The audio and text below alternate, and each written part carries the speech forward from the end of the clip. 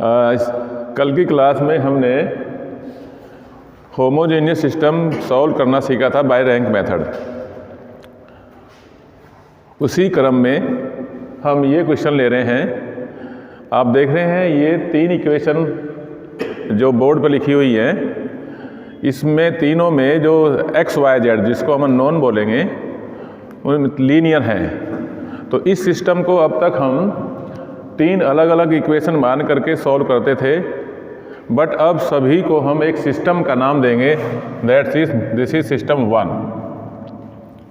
Means तीनों equation को हम साइमल्टेनियसली सॉल्व करेंगे। तो बाय रैंक मेथड जैसे हमने पहले भी डिस्कस कर चुका, पहले ये आपको पहचानना है ये होमोजीनियस है या non homogeneous.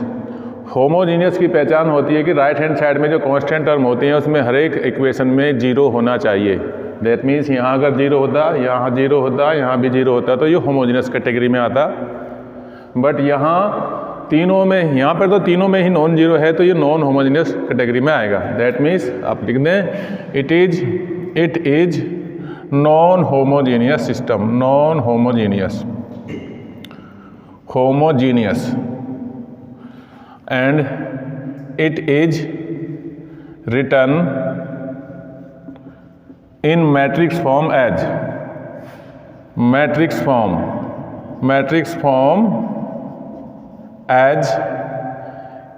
ax is equals to b। ये हम पहले आपसे शेयर कर चुके। तो where a is coefficient matrix, x is unknown matrix and b जो कॉलम मैट्रिक्स होगा वो कांस्टेंट मैट्रिक्स का होगा। तो इसको सॉल्व करने के लिए बाकी तो फॉर्मेलिटी आपको मैं डिस्कस कर ही चुका, सीधे आते हैं a ऑगमेंट b मैट्रिक्स पर। तो a ऑगमेंट b मैट्रिक्स एक क्वेश्चन मैंने कर चुके पहले इस पर। तो a is coefficient matrix, b is constant matrix. बस कोफिशिएंट मैट्रिक्स के लास्ट वाला कॉलम कांस्टेंट मैट्रिक्स का और अटैच कर देंगे, दैट मीन्स ये ऑगमेंट हो जाएगी। तो ये बनेगा 1 coefficient of x, coefficient of y is first equation 2 3 and last 1 right hand side जो एलिमेंट है आपका। सेकंड रो में सेकंड इक्वेशन के आपके इसी तरह कोफिशिएंट आ जाएंगे 2 3 8 एंड 2 एंड लास्ट इक्वेशन 1 1 1 3। यहाँ पर ये भी आप सुनिश्चित कर लें कि जो 1 1 प्लेस पे एलिमेंट है वहाँ अगर 1 है तो इसमें हमें आसानी होगी आगे जा करके। यहाँ पर 1 है, दो इक्वेशन ऐसी हैं जिसमें x का कोफिशिएंट 1 है, तो या तो इसको पहले क्रम पे लिख ले या पहली वाली जो है उसको ही पहले क्रम पे रहने दें। अब हमें इसको इक्लन फॉर्म में कन्वर्ट करना है। इक्लन फॉर्म मीन्स, इक्लन फॉर्म को एक अपर ट्रायंगुलर फॉर्मेट भी बोलते हैं। दैट मीन्स यहाँ पर इसकी हेल्प से इन दोनों को हम जीरो बनाएंगे, इसके R1 की हेल्प से। उसके बाद R1 का यूज हम बंद कर देंगे, यहाँ जो एलिमेंट जो भी होगा उसकी हेल्प से इसको जीरो बनाएंगे। उसके बाद देखते हैं इसका रैंक कितना आता है। तो इसको जीरो बनाने के लिए R2 change by R2 minus twice R1 means यहाँ से इसका डबल आप सब्ट्रैक्ट करेंगे तो यहाँ जीरो आ जाएगा। यही हमें करना है। और R3 again change by R3 minus R1। Equivalent matrix, equivalent इसलिए बोलते हैं बिकॉज एलिमेंट चेंज हो जाने वाले हैं बट इसका रैंक चेंज नहीं होगा, दैट्स इज इक्वलेंट। 1 2 3 1 देन यहाँ zero, this minus twice this minus 1, this minus twice this 2 and this minus twice is 0. Again this R3 minus R1 0, R this minus 1, this minus 2 and this minus this 2.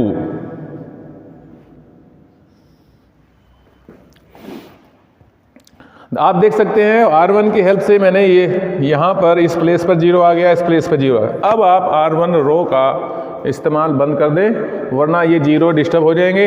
यहाँ इस place पर 2 2 place पर जो element दिखाई दे रहा है इसकी help से इसके डाउनवर्ड जो एलिमेंट हैं उनको जीरो बनाना है। तो now R3 change by R3, देख सकते हैं आप दोनों एलिमेंट सेम है तो सब्ट्रैक्ट कर दें R2 not R1। Then equivalent matrix आप लिख सकते हैं यहाँ पर, मैं यहाँ बता दूँ आपको। इक्विवेलेंट मैट्रिक्स हो जाएगा 1 2 3, first row as it is 1 2 3 1, second row as it is, and third row this minus this 0, this minus this 0, this minus this -4 देख सकते हैं आप, और this minus this is again 2। अब देख सकते हैं ये जो थर्ड स्टेप पर जो मैट्रिक्स आई है, अब ये इक्विवेलेंट फॉर्म में कन्वर्ट हो गई। दैट मीन्स सेकंड रो में जो फर्स्ट प्लेस पर नंबर ऑफ 0 1 है, और यहाँ पर सेकंड रो में थर्ड रो में number of zeros in first place 2। तो इंक्रीजिंग ऑर्डर में जब फर्स्ट प्लेस पे 0 आते जाएं तो वो इक्विवेलेंट फॉर्म हो जाती है। नाउ इसका रैंक फाइंड आउट करने के लिए देख लीजिए, number of non zero row in matrix A is 3। Non zero row वो होता है जिसमें एक भी नॉन जीरो एलिमेंट है तो नॉन जीरो रो काउंट होगा। तो now here rank of A is equals to 3, और ए ऑगमेंट बी का भी देख लें, दोनों में ये भी 3 ही है। तो देयरफॉर जब रैंक ऑफ ए और rank of A augment B equal होते हैं तो कंसिस्टेंसी का क्राइटेरिया फुलफिल होता है। System is consistence means system का जो आपको मिला हुआ है ऐसा कोई ना कोई सॉल्यूशन होगा। System is consistent that means the system has solution, चाहे वो यूनिक हो चाहे इनफाइनाइट हो। अब यूनिक और इनफाइनाइट की कंडीशन चेक कर लेते हैं। सिस्टम कंसिस्टेंट होने के बाद यूनिक की कंडीशन में क्या देखना होता है, अगर नंबर ऑफ अननोन भी उतने ही हैं जितना रैंक, तो वो यूनिक कंडीशन होता है। तो यहाँ पर rank of A B equal हो गए इक्वल टू 3, और यही नंबर ऑफ अननोन है। नंबर ऑफ अननोन भी इतने ही हैं, लेस देन अननोन आता तो इनफाइनाइट हो जाता सॉल्यूशन। तो this imply system have unique solution. तो ये सिस्टम इतना अच्छा है कि इसमें स्टेप बाय स्टेप चलते हैं। पहले ये चेक करते हैं सिस्टम का सॉल्यूशन है कि नहीं है, तो एनर्जी वेस्ट करेंगे, अदरवाइज हम उसको कह देंगे इसका कोई सॉल्यूशन नहीं है। अब यूनिक सॉल्यूशन का मालूम हुआ कि यूनिक सॉल्यूशन की कंडीशन आ गई, दैट मीन्स अब यूनिक सॉल्यूशन भी फाइंड आउट करना पड़ेगा। वो आप यहीं से फाइंड आउट कर सकते हैं। तो लिखें आप new system of equation,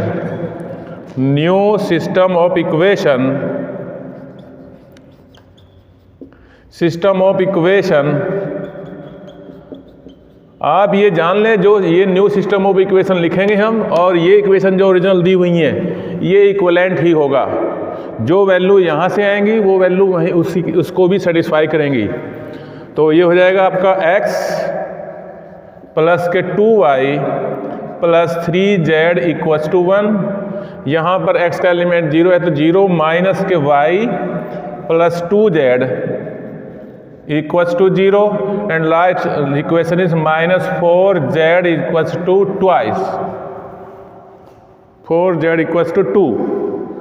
okay, तो यहाँ से थर्ड बैक सब्स्टिट्यूशन मेथड से इसको सॉल्व करते हैं। तो यहाँ से थर्ड इक्वेशन से देख सकते हैं आप z equals to 2/-4 means -1/2। z की वैल्यू उससे जो ऊपर वाली इक्वेशन है उसमें रख दें, y की वैल्यू आ जाएगी।